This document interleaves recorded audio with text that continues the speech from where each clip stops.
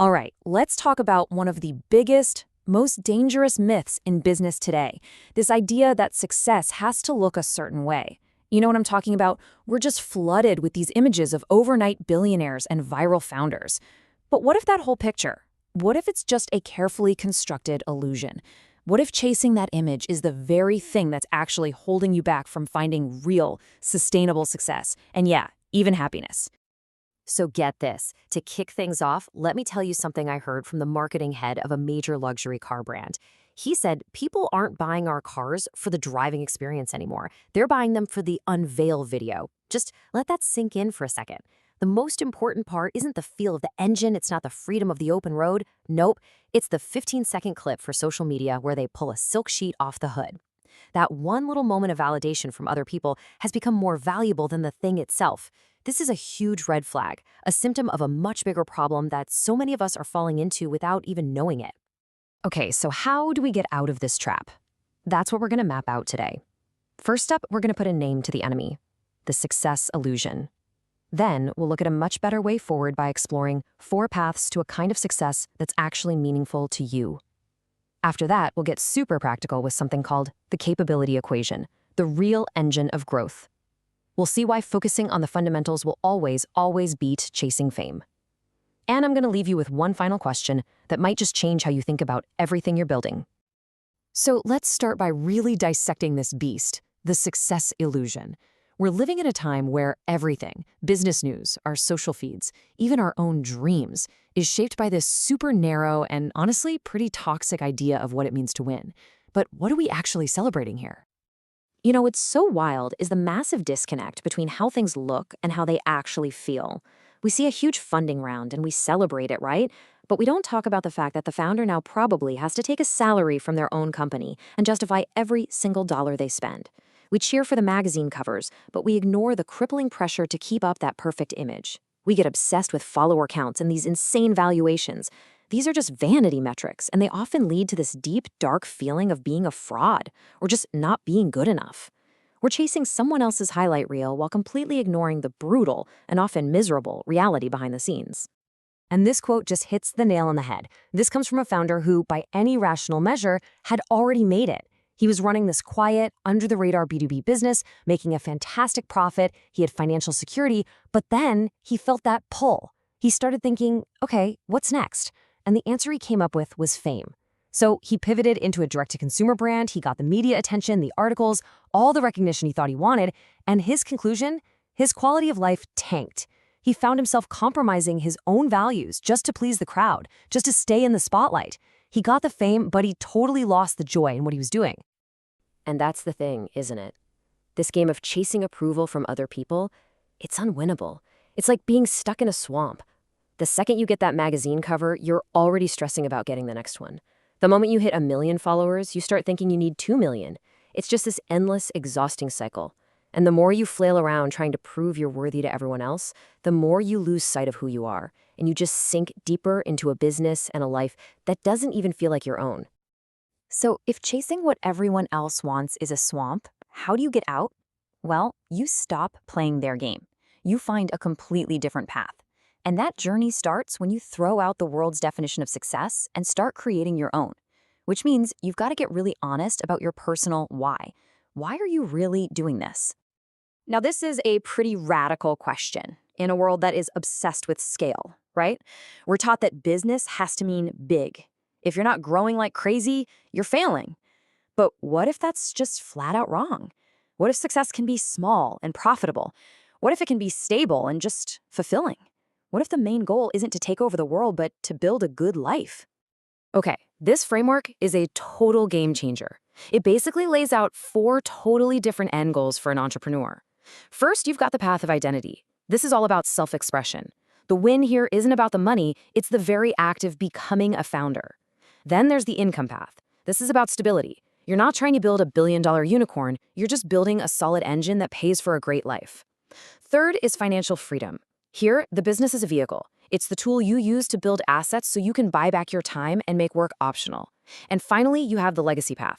This is for the institution builders, the people who want to create something that's going to outlive them by a long shot. And the most important part, none of these is better than another. They're just different. Let's make this super real. For identity, picture a woman who, after raising her kids, opens a small salon.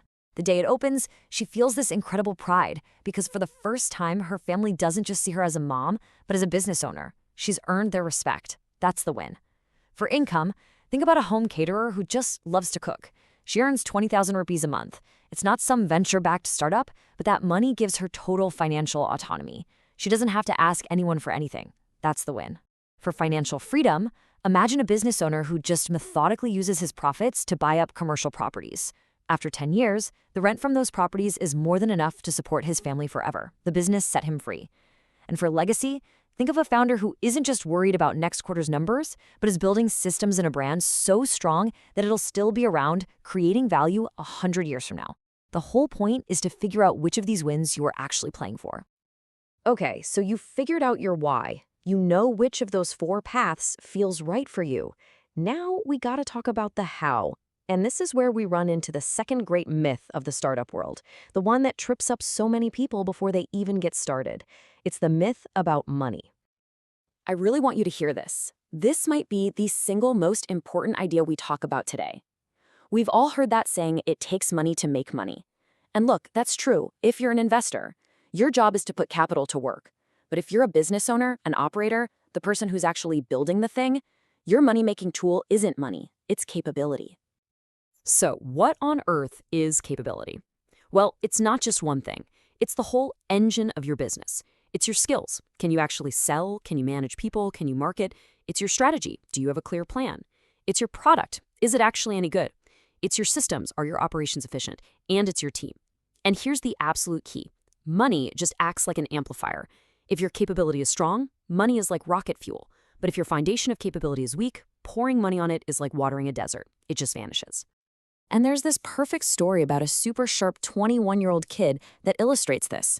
His father's retail business had failed, and his family was really struggling. He was smart, he was ambitious, and he went to a business coach with these amazing, super detailed PowerPoint decks for these massive, expensive ideas, like launching a mineral water brand in Tetra Paks, which was a new concept from Europe. The research, 10 out of 10. The problem? He had no network, no money, no experience in the industry, and 0 real-world skills. He was basically just waiting for some magical investor to show up and hand him millions of dollars for a slideshow. His ideas were way up in the clouds, but his capability was on the ground floor. This is the path he was trying to follow. It's the one we see in the movies and read about in the headlines, right? Have a world-changing idea, make a killer pitch deck, and then just wait for someone to write you a giant check. It's basically the lottery ticket approach to building a business.